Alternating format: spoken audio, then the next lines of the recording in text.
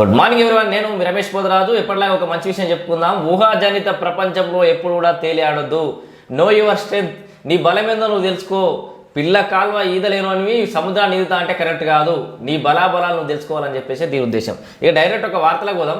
మొన్నటిదాకా ట్రెండ్ అయిపోయిన ఒక వార్త ఏంటంటే హరీష్ రావుకు సంబంధించి మొత్తం ఉద్యమకాల నుంచి కూడా ఒక ట్రోల్ అనేది నడుస్తుంది. అగ్గిపెట్టె మచ్చ అని చెప్పేసి, అగ్గిపెట్టెకి సంబంధించి దొరకలే అని చెప్పి. అయితే మొన్న జరిగిన అసెంబ్లీలో రేవంత్ రెడ్డి సీతక్కయ్య తీసుకున్నారు కదా, వాళ్ళకంటే ముందే చక్రధర్ గౌడ్ దానికి సంబంధించిన అంశాన్ని అయితే లేవనెత్తిండు. నిన్న మన తొలి వెలుగులో కాలేజీలో కూడా వచ్చింది. దానికి ఈరోజు ఒక లింక్ ఉంది, మీకు చెప్తా. ఒక విషయం గుర్తొచ్చింది చెప్దామని చెప్పి. ఫస్ట్ ఇదైతే వినండి. ఇంకొక నటుడు 100 రూపాయలు పెట్టి పెట్రోల్ కొనుక్కుంటాడు, కానీ 10 పైసలు పెట్టి అగ్గిపెట్ట కొనుక్కోడు, అగ్గిపుల్ల దొరకదు. గతంలో కూడా అగ్గిపుల్లలు దొరకక, మీరు అగ్గిపుల్లలు దొరకక డ్రామాలు చేస్తే పాపం వేరే పిల్లలు ఆత్మ. వినండి, లింక్ ఉంది. ఇది ఆల్రెడీ మీరు చూసుంటారు. ఆ బోసి నవ్వుల వెనుక ఒక కుట్ర ఉంటుంది. ఎంతో మందిని చంపాడు, 1200 మంది పొరగలను చంపాడు. ఎవరు? హరీష్ రావు కప్పలేదా? ఓకే. ఎవరు గ్యాస్ వస్తున్నా ఇంకో శాతం కదా. ఇప్పటికి కూడా తెలంగాణ రెచ్చగొడుతూ ఇంకా రెచ్చగొడుతూ ఉంటాడు. ఊర్లో ఒక్కరికి ఉద్యోగం లేదు మా ఊర్లో. రైట్. ఇది ఎందుకు గుర్తు చేసిన అంటే చక్రధర్ గౌడ్ కూడా గుర్తుందో లేదో, అంటే ఇప్పుడే సన్నాహకాలు మొదలుపెట్టాడు. అయితే ఈ అగ్గిపెట్టెకి సంబంధించి ఒక అగ్గిపెట్టె పరిశ్రమను ఏర్పాటు చేస్తా సిద్దిపేటలో అని చెప్పేసి గతంలో Chakradhar Goud farmers first foundation అధినేత, ఇప్పుడు కాంగ్రెస్ నాయకుడు, ఈ అగ్గిపెట్టె పరిశ్రమ ఏర్పాటు చేసి మహిళలకు ఉపాధి కల్పిస్తా అని చెప్పేసి గతంలోనే ప్రకటించిండు. అయితే దానికి సంబంధించి ఏర్పాటు జరుగుతున్నట్టుగైతే మనకు సమాచారం అందింది. అందుకని ఈరోజు మళ్ళీ చెప్పాల్సి వచ్చింది.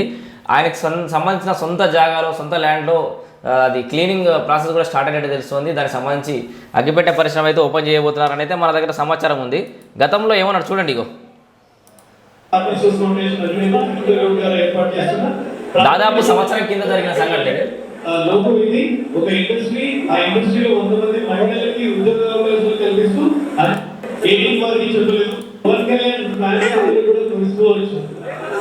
ఇది చూస్తున్నారా, మీకు క్లియర్ ఇమేజ్ కనిపిస్తుంది.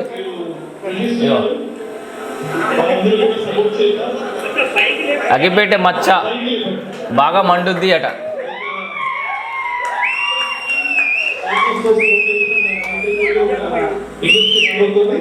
ఆ ఇండస్ట్రీలో 100 మంది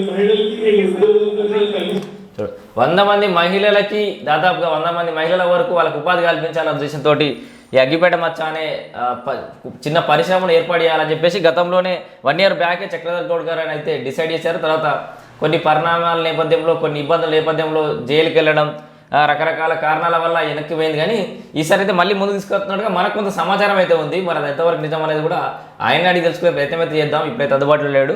అయితే ఆయనకు సంబంధించిన జాగా సాఫ్ అవుతుంది, అగ్గిపెట్టె పరిశ్రమ అయితే మొదలు పెడుతున్నట్టుగా మనకు సమాచారం ఉంది. ఇక ఈ వార్తతో పాటు మరిన్ని ఇక మార్నింగ్ న్యూస్లోకి వెళ్ళిపోదాం మనం ఫాస్ట్గా.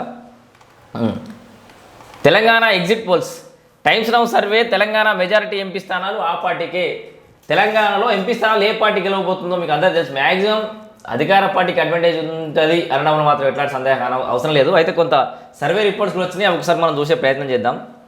తెలంగాణలో ఇటీవల జరిగిన అసెంబ్లీ ఫలితాల్లో కాంగ్రెస్ పార్టీ అధికారం చేజిక్కించుకున్న విషయం తెలిసిందే. ఇక అందరి దృష్టి ఎంపీ ఎన్నికల ఫలితాలపై పడింది. అన్ని పార్టీలు ఇప్పటికే తమ యాక్షన్ ప్లాన్ రెడీ చేసుకుంటున్నాయి. కాంగ్రెస్, బీఆర్ఎస్, బీజేపీ ప్రతి వ్యూహాలకు పదులుపెట్టాయి. గెలుపు గుర్రాల కోసం అన్ని పార్టీలు అన్వేషణ స్టార్ట్ చేశాయి. అధికారం కైవసం చేసుకున్న కాంగ్రెస్ పార్టీకి వలసలు స్టార్ట్ అయ్యాయి. బీఆర్ఎస్ అధిష్టానం తీరుపై గుర్రుగా ఉన్న నేతలంతా మెల్లగా ఆ పార్టీ విరుతున్నారు.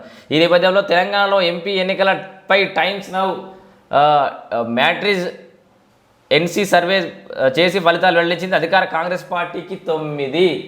వింటున్నారా? అధికార కాంగ్రెస్ పార్టీ దాదాపు 9 స్థానాల్లో విజయకేతనం ఎగరబోయబోతుందని ఒక అంచనా. బీజేపీకి ఒక 5, అందరూ ఊహించినట్టుగానే బీఆర్ఎస్కి 1-2.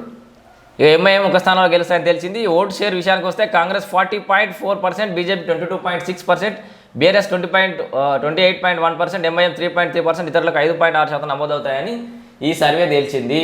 సో ఓవరాల్గా బీఆర్ఎస్ దుకాణం ఈ పార్లమెంట్ ఎన్నికలతో బంద్ కాబోతోంది. క్లియర్ కట్గా సర్వేలు కూడా అవే చెప్తున్నాయి. ఇక్కడే కొన్ని వార్తలు ఉన్నాయి, మనం చెప్పుకుందాం. ఇక ఏంది ఈనాడు వచ్చే వార్తలు అయితే ఇక చాలా వాటిలో ఆల్రెడీ వచ్చేసి ఉంటాయి కాబట్టి నిధుల సమీకరణ రేవంత్ సర్కారు ఇగో కేటీఆర్ చూడు ఒకసారి. కేటీఆర్ మేడకు మరో వచ్చు పక్కా ప్లాన్ ప్రకారం వేట మొదలుపెట్టిన రేవంత్ రెడ్డి అని. ఈ ఫార్ములా ఈ రేస్ సంబంధించిన వ్యవహారం అవుతుంది కదా, దానికి సంబంధించి మరింత ఆయన మెడకు చుట్టుకునే అవకాశం అయితే ఉందట. ఇంకా గట్టిగా ఫోల్డ్ చేస్తున్నారు ఆ కేసుని. దాని గురించి మళ్ళీ మీకు స్పెషల్గా చెప్పాల్సిన అవసరం లేదు. ఇగో దాని గురించి చెప్పాలి. గోల్మాల్ రంగారెడ్డి జిల్లా శంషాబాద్లో భూమాయ రాత్రికి రాత్రే క్లాసిఫికేషన్ చేంజ్. గత ఏడాది మార్చి 19 రికార్డులు ట్యాంపరింగ్. మనకి ఈ రంగారెడ్డి జిల్లాలో కాకుండా ఇంకా నల్గొండ దగ్గర సంథింగ్ ఏదో ఏరియాలో కూడా మాజీ సర్పంచ్ అంటే మొన్ననే గడువు తీరిపోయింది ఆ సర్పంచ్ ఆ కంప్యూటర్ ఆపరేటర్ ఎంఆర్ఓ ఆఫీస్లో కూర్చొని రాత్రి టికెట్ వస్తుతురట తెలంగాణ. ఏం చేస్తున్నారు బిడ్డ అని కాంగ్రెస్ వాళ్ళు దొరకబట్టి ఆ వీడియో తీసి వాళ్ళు పోలీసులకైతే అప్పగించారు. అంటే ఇంకా కూడా ఈ దొంగ బుద్ధులు అనేది మారతలేరు. మా ఈ బీఆర్ఎస్ సర్పంచ్ కానీ బీఆర్ఎస్ నాయకులు కానీ బీఆర్ఎస్ మాజీ మంత్రులకు అడిగించి కేటీఆర్ దాకా గదే పరిస్థితి ఉంది. వాళ్ళు చేసిన దొంగ పాపం ఇంకొక 5 ఏళ్ళు ఉంటామని కలలు కన్నారు. ఉన్న ఫలంగా ఒక్కసారి ఆ కళ్ళలు అయ్యేసరికి మాగమవుతారు. మన ఒడ్ల బీట్ల కళ్ళగా నీళ్ళు వస్తే వర్షం వస్తే వరదలతో కొట్టుకపోతున్నాయి వాళ్ళ పరిస్థితి అంతా. రంగారెడ్డి జిల్లా శంషాబాద్ మండలం రెవెన్యూ సర్వే నెంబర్ 725 సంబంధించిన రికార్డులను తారుమారు చేసిన ఆరోపణలు వినిపిస్తున్నాయి. 2023 మార్చి 19 రాత్రి 10:30కు ఆఫీస్లో రికార్డుల ట్యాంపరింగ్ జరిగిందని రెవెన్యూ శాఖలో చర్చ నడుస్తుంది. రాత్రి 10:30కి ఏం పని మరి తహసీల్దార్కి? సో ఇది ఓవరాల్ ఈనాడు మార్నింగ్ ఉన్నటువంటి వార్తలు. కొన్ని వెలుగులో చూసినట్టయితే కేసీఆర్ నీళ్ళ డ్రామాను అసెంబ్లీలో కడిగేద్దాం, నీటి వాటాను తేలేదాకా ప్రాజెక్టులకు అప్పగించేది లేదని ఒక వార్త చూడొచ్చు. భూములు కొట్టేసిన వల్ల రికార్డులు రెడీ అట, చిట్టా రెడీ అయిపోయింది. ధరణి ద్వారా అక్రమాలకు పాల్పడిన వాళ్ళపై ప్రభుత్వం ఫోకస్.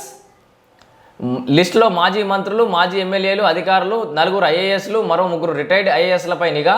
మాజీ మంత్రులు కొందరు 350 ఎకరాలు కొల్లగొట్టినట్టు గుర్తింపు. వీటి విలువ 7,000 కోట్లకు పైననే అనే సమాచారం.